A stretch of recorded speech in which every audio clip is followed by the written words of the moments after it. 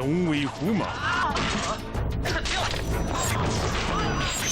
夺宝奇兵。为了这些宝藏，不知道死了多少人。勇者无惧。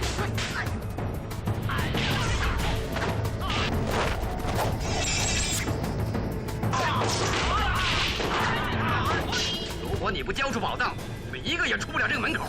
突破重围，男儿壮志凌云。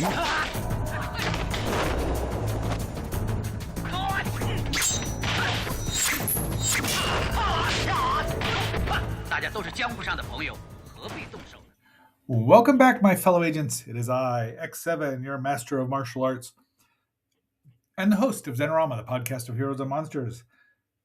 It is martial arts matinee on Saturday, Shaolin Saturday, and I guess this does have a connection to Shaolin, somewhat tenuous, but it's there. We are going to be reviewing the 1981 comedy action movie, The Treasure Hunters. I have seen this. This is the second time I've seen it.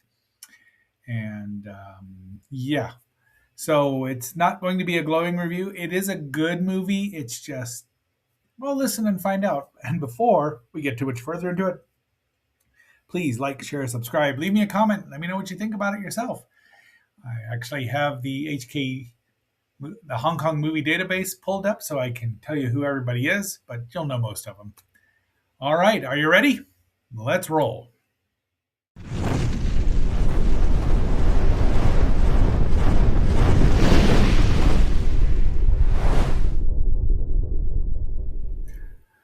So, The Treasure Hunters. It was directed by...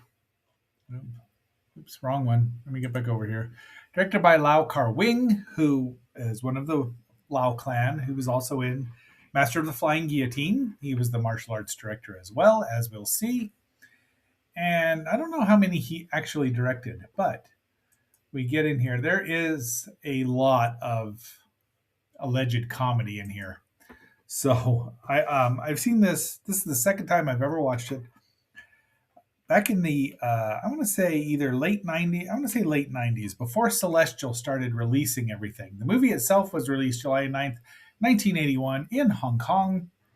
It's known as the Masters of Disaster, or Disasters. I don't know which one here, but it's now known as the Treasure Hunters. But before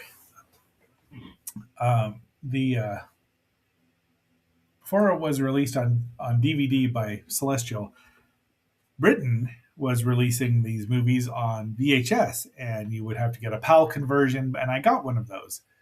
So that was fun. I mean, it was nice to see it because I thought, oh, it's got, I'd seen the trailer for it somewhere, which is Fu Sheng and Gordon Lau. That's what they showed him as the heroes. It's got a lot of comedy in it, and it just needs it. I mean, he is the chief of police. His wife's a big woman. There's attempted humor there. The comedy is not. I mean, they say it's a lot of low hanging fruit for the comedy, and they're not wrong. The movie runs 44 minutes, so almost 2 hours, which is ridiculous. If they take out 15 or 20 minutes of it, it would have. There's a lot of comedy they could have cut out because, Fu Sheng and his brother have a lot of humor in it, and they do a good job. They've got good chemistry.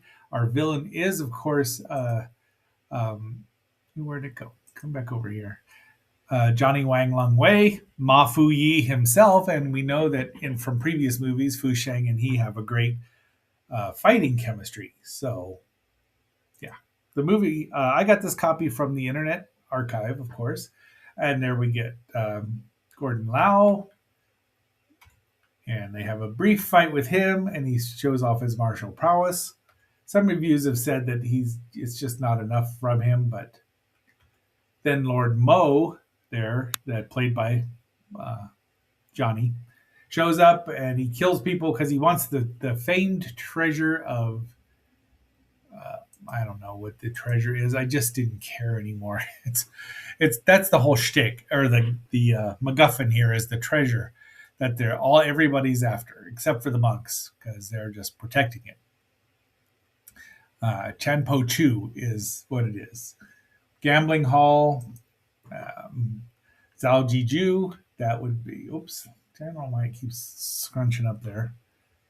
There he is. Oops, lose again. And of course, Fusheng is losing.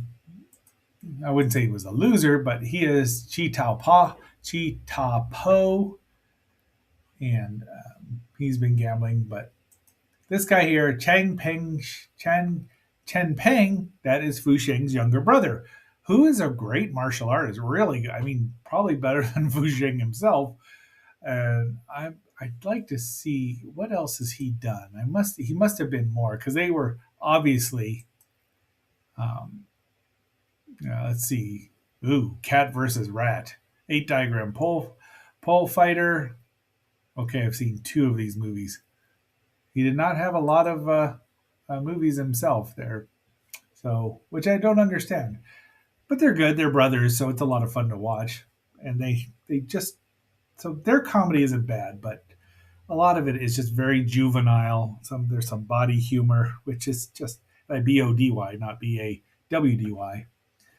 And they show up again. More fights break out. There's a lot of action, and the action is quite good. So don't get. I mean, he is a good. Lau Kar Wing is a good choreographer, and he's a good director. It's just too long for its own good. 90 minutes would have been perfect for this movie. Good stunts, and I'm sure that they enjoyed working with each other. And you can see the family resemblance. I did not know back in the 90s who they were, but and again, I haven't seen it since then. And a lot of comedian. And this is his being cross-eyed is a thing. I don't even know which one he is. Chief Chow Lung, Wilson Tong Wai Xing. I mean, he's funny enough, but so he arrests Chi Ta Po. There's a fight that breaks out. He does a lot of stuff and his acrobat, but they catch him in a box and they've tied him up securely. And then what's his name there? Where'd he go? Chao Su Chi is this is his first movie apparently. He shows up. He's a rich son. He's bored, so he gives him all these things. He's godfather of Marlon Brando's stepbrother, Chu Ko Jack. I mean, if they'd have said no, put a no in there, that'd have been funny. James Bond's manager, Hollywood star Robert Redford. So that's very funny actually. Credit cards. He writes him a bad check. Off they go. So then they go visit the director himself, who is just an antiques dealer, and he's got letters that'll tell him where the frickin' what do I want to say? Oh, where the treasure is. And he's good. I mean, he looks so much like Lau Kar Lung, and I mean even more than Gordon does, because he was a half brother or something. But he's just quite funny, and he's got there, and they know it. And this goes on way too long. Yep, should have been 5 minutes tops. They have a brief battle, and he won't. He's got antiques, so he's worried about them. They steal the letters. Fu Sheng can't read them, and now we have another meeting with the monks. Now, Lord Ma Fuyi, oh, I hate him so much, has framed the monks as the monk is a killer. That is, let's see, monk Wu Sun, and of course, and then he pretends he's a monk while the other one, and then they're fighting. I mean, and there is Ma Fuyi himself, and that is his assistant, Young Ching Ching, and she's amazing. I've seen her in 2 of her movies. Two Champions of Shaolin, Clan of the White Lotus, Return to the more than that, Treasure Hunters. I don't know what else. 8 diagram pole fighter. So about half of them I've liked, but she's really good, Young Ching Ching. I quite enjoy her performance, and they try to come to an agreement. But the 2 brothers show up. Well, they're not. I mean, the real Rife brothers, and the battle is on yet again. So the treasure is just the MacGuffin. It's the thing that holds the movie together. because they go through meeting 4 or 5 or 10 different people, it just could have been a little more coherent. The letters are forgeries. They're bathing together. The cops find him again. They take him to the monk. The monk doesn't want to beat people up. So, but off they go. More fighting. The boys run away. And they still have one letter left. Now they're hiding from the monks. And he goes and meets this gentleman who is, I want to say, where'd he go? Oops. Sorry. Where is? Well, we know him. I think it's James Chen, but don't quote me on that. Blake will tell us who that is. He's a well known. He gets a nice bit here. He meets with him, and you can see the two morons back there, and they're dumb. They're admittedly just dumb, but they know kung fu, but it's not very good even, which we're not used to. He wants to fight the monk. They do dodge, spin, parry, thrust, and he wins. So he lets him go. Then, of course, Ma Fuyi shows up with his assistant, who doesn't even have a name. She's just called assistant, mute assistant, because she does yell once in the movie. But he has a fight. They challenge him, and they go. Another fight breaks out. And again, the fight scenes are great. I highly recommend.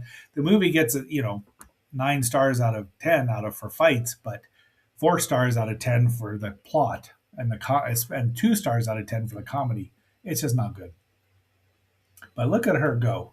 She kills him. Off they go. He tries to break through, but I do like the flying kick here. They get away. He gets punched through the wall.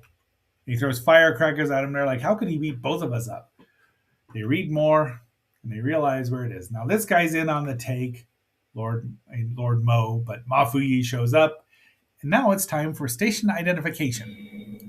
You are watching Zenorama, the podcast of heroes and monsters on KXNO, part of the Zenorama Broadcasting Network. We now return you to our regularly scheduled program. So the guy in on the take tells Ma Fuyi, and don't get me wrong, I know who he is, but he's so good, and he's just such a good presence. He's the villain you love to hate, and the good guy you really like in Martial Club. But he tells them they've hired an assassin or two to kill the 2 boneheads. They go into a library, and I edited this a lot because there's a lot of just really dumb humor about women's breasts because 2 of the guys are dressed up as dames, and the guys get all excited when they see him. And well, this is the fun part where this assassin is dressed in disguise as a bookshelf, which is unique. The cops show up again. A fight breaks out. Everyone's told to be quiet. These guys dress as students. There he is. And again, the bookshelf attacks people. They have a fight with it. It's inventive, but this could have been cut down about 5 minutes as well. Again, you take 20 minutes out of this movie, make it 100, make it 84, 80, even 95 minutes would have helped. But geez, 100, it just goes on. They yell at them. So here they are. They've got the 1 page left. They have to go. Ma Fuyi tricks all the other businessmen into saying, "Let's kill the monk. He's the one that did it." And he's like, "Yeah, I'll take care of him. I'll take care of everything." So we know this guy's gonna die. Old Baldy there. But they have a trap for him, and the Boneheads show up. The Bonehead brothers. The fight breaks out, and the copy isn't the best. So if you want to see it, go watch it. Mafu, and he's smart. He's just watching him. And they're like, okay, stop. So we have a meeting. He sits down, see the spike. They trap him, but he gets free, but he gets his leg hurt, so he's bleeding. And we get a bunch of these formations. So this is a fun part. These final battles here in the second half really make the movie much better than it deserves. It has a good reputation, but the humor is just not good. I don't know why. I can't figure out why people love it so much, but they do. See, look at that. I mean, and these guys are talented. I don't know who these monks have in there, but they have names in the HKMDB. And again, fights are great. The action scenes are good. She's so good at fighting him. they have to figure out how to stop her because she's better than they are. That's a great shot, except for he pretends to be dead. Like, and they're like, okay, let's go. But they kill him. They kill one of the monks, so they're down one for their formations. He's like, oh, what are we going to do? We're going to wait for him. I did not remember a thing about this movie at all, except that I liked it, but I didn't love it. And that's exactly what I have there. So when Mafuyi serves you tea, you shouldn't drink it because he kills this guy. Look at that kick. That is a perfect side kick. I mean, that's a side thrust kick, if you will. He's like, I can do it. So, and then Fu Sheng has to figure out how to defeat the girl, the assistant. There they show up. She's not said a word. And he yells at him.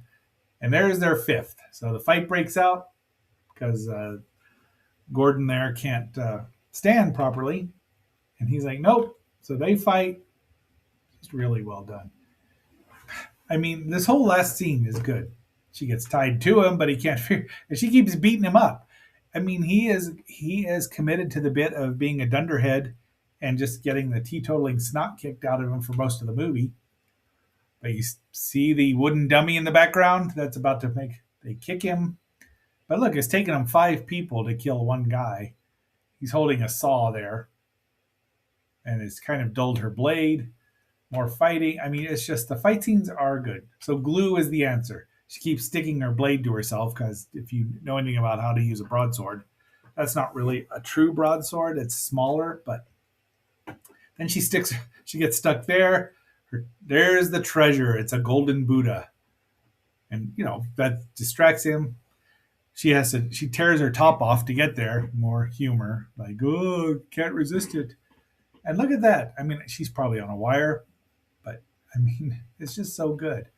So the monks do this, and just lots of really innovative fight scenes.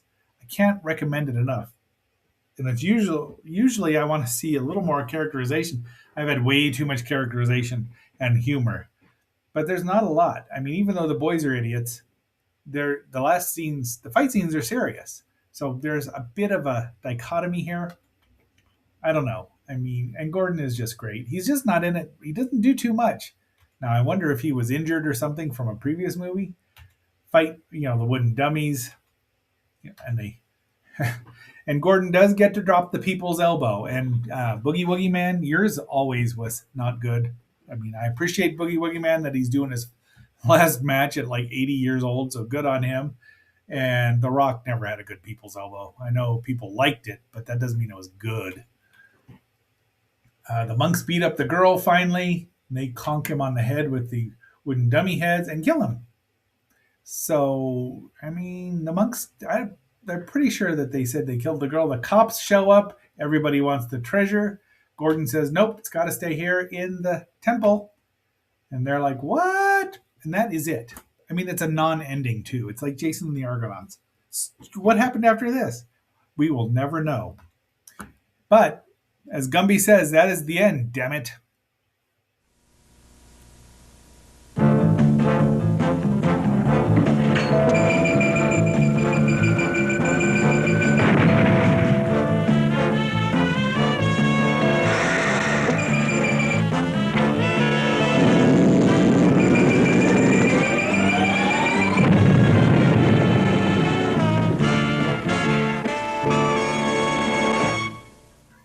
All right, my fellow agents. Tomorrow we will be reviewing Harryhausen's and Schneer's and Nathan Duran's movie, First Men in the Moon. And I have thoughts, as should be expected. It is not your first day with me, right? But it's a good movie. It's a good adventure movie. And until that next assignment, this is X7 signing off and phasing out. Be seeing you. Since time began, man has been fascinated by the mystery of the moon. But over 60 years ago, writer H.G. Wells anticipated the shape of things to come with his fascinating adventure, First Men in the Moon. The story of the first men to bridge the 250,000 miles between heaven and earth. This is how it began. This is a solemn moment in the history of mankind. We're off!